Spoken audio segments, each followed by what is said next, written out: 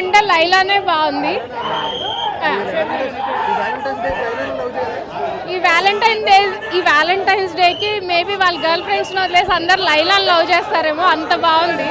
And తన makeup costumes everything, అసలు ప్రతి చిన్న డీటెయిలింగ్, హెయిర్ స్టైల్ కావచ్చు, కాస్ట్యూమ్స్ కావచ్చు, మేకప్ కావచ్చు, చాలా జాగ్రత్తగా తీసుకున్నారు.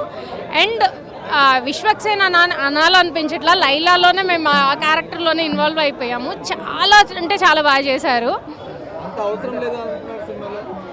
అలా ఏం లేదండి, చాలా బాగా చేశారు. విశ్వక్సేన్ కోసం చూడొచ్చు. ఫస్ట్ హాఫ్ అంతా విశ్వక్సేన్ కనిపిస్తారు, సెకండ్ హాఫ్ అంతా హీరోయిన్ తనేనేమో అన్నట్టు చూసాం. అసలు హీరోయిన్ క్యారెక్టర్ ఏదో సైడ్ క్యారెక్టర్ లాగా ఉంది. అబ్బాయిల ఫాలోయింగ్, అటు అమ్మాయిల ఫాలోయింగ్, అందరు ఫాలోయింగ్.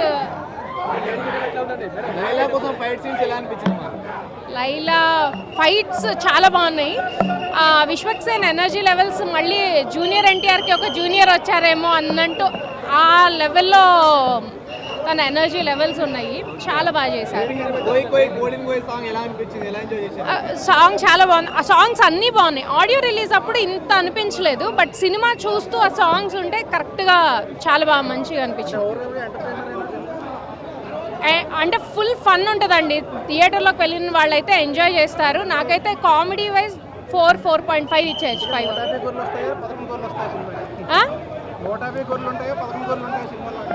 గొర్రెలే వాటి గురించి మనకొద్దు, బట్ సినిమా అయితే బాగుంది. యా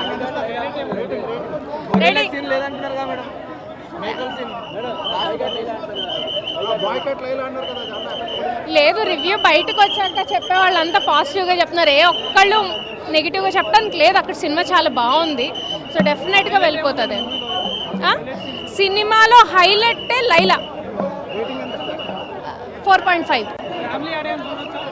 ఫ్యామిలీ ఆడియన్స్ అంటే పిల్లలు మేబీ కొంచెం ఇబ్బంది పడతారేమో, అంటే చిన్న అవి కూడా ఒక 2-3 సీన్స్ అట్లా ఇబ్బందికరంగా ఉన్నాయి. అదర్ దెన్ దట్ బాగుంది. సినిమా అయితే ఎంజాయ్ చేస్తారు.